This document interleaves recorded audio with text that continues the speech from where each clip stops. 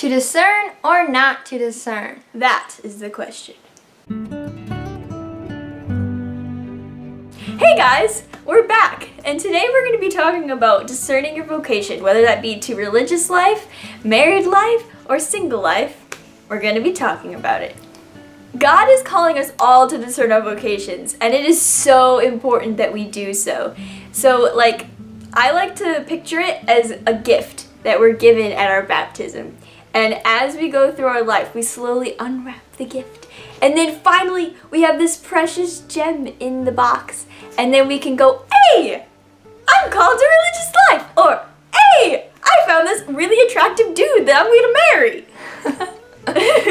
Or, hey, I'm going to be single. But Which God is will still use valid. me in a very special way. Youth minister, missionary. Oh, yeah. So, Julia, you've been away at college and have been discerning religious life. This is true. When did you first feel called? So I first felt called when I was 4 years old, and I just started telling everyone that I was going to be a nun. And I don't really know why, but I did. And it kind of just stuck with me, but then as I matured, that call also matured, and it's kind of just become part of me.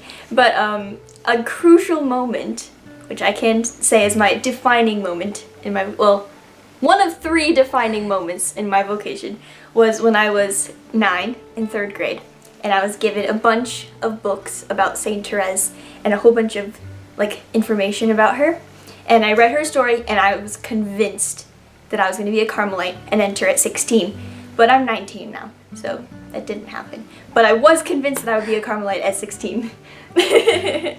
So, what about the next moment? So the next moment was when I went to nun camp.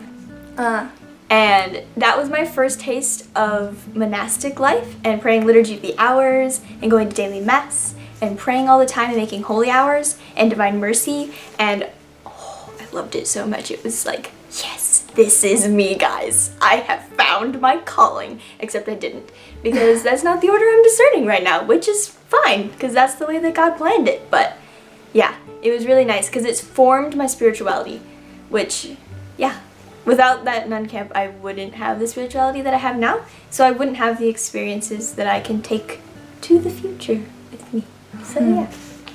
And the third experience? And the third experience, which ironically enough, is my freshman year of college at Franciscan University of Steubenville, which I'm currently in. I'm a 2nd semester freshman currently, but my first semester was great. It was so good for many reasons, but one is that I went to daily mass and made a commitment to a daily holy hour, and those hours in prayer were well spent. Yeah, so over the summer leading up to my freshman year, I tried to pray a lot, but it's hard as you're working and finishing high school and trying to get ready for college. But one of the main things that Jesus was really telling me during those prayer times was that I needed to get to know him on a more personal level, because if he was going to be my boyfriend, I needed to know what his voice sounded like, and I needed to be able to talk to him like a boyfriend. And so I tried really hard, and I think that I did achieve that during my freshman year, because yeah, we're on a close basis now. Yeah. So during my freshman year, the first semester, during those holy hours, we really started to develop an intimate connection, and I could really feel the Lord pulling me towards different areas. So he pulled me away from a certain order that I thought I was definitely going to enter. I went on a few discernment retreats, and they were great. Yes. Highly recommended. You should go on a discernment Especially retreat. the ones with the Dominican Sisters of Mary Mother of the Eucharist in Ann Arbor, Michigan. Yes. Those are amazing. Even Highly if recommend. you feel like you're called to married life, you should go on this discernment retreat. It's Yeah. amazing. It's not just for discerning their order, it's basically for discerning anything. I discerned my major there, so that's pretty cool. Yeah. Yeah, Highly hey, recommended. you're supposed to major in music, and I was like, okay. Yeah, so part B of that third defining moment was joining my household, which I'm wearing my household gear right now. I joined Mary Spouse of the Spirit household, which is the discernment household, the women's discerning household on campus. And yeah, So it's basically a group of women, and we all discern the religious life and mentor each other and are there for each other in all the ups and downs of discerning, because it can be a roller coaster. And yeah, they've been great because you don't want to discern alone. Whether that be with a spiritual director, which is also highly recommended, top number 1 tip, spiritual direction, must do. And then like frequent confession and stuff. But you need someone to talk to.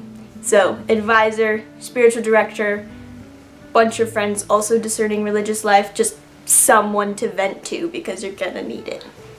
Yeah. I needed it. And now I have it, so it's great. So being in a household of discerning women, you must hear about a lot of different orders.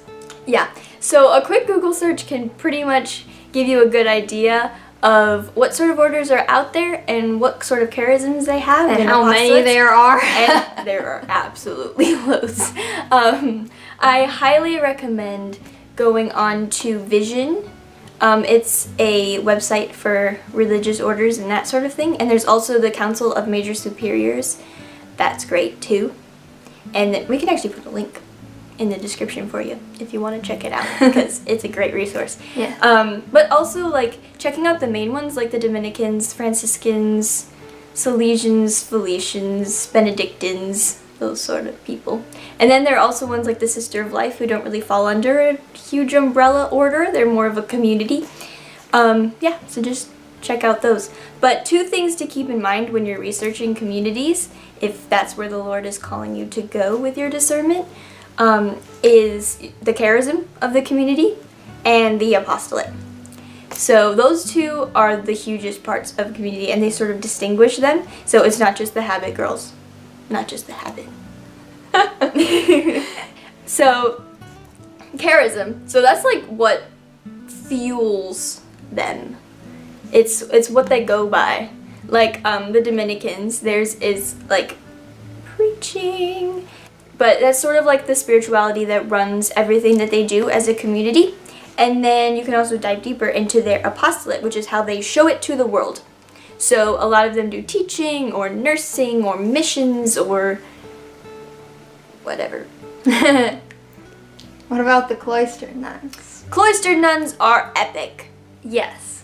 They are crucially important to the church. They are our spiritual mothers. They pray for us. They keep us, well, we're not great, but they keep us from being a lot worse. Yeah.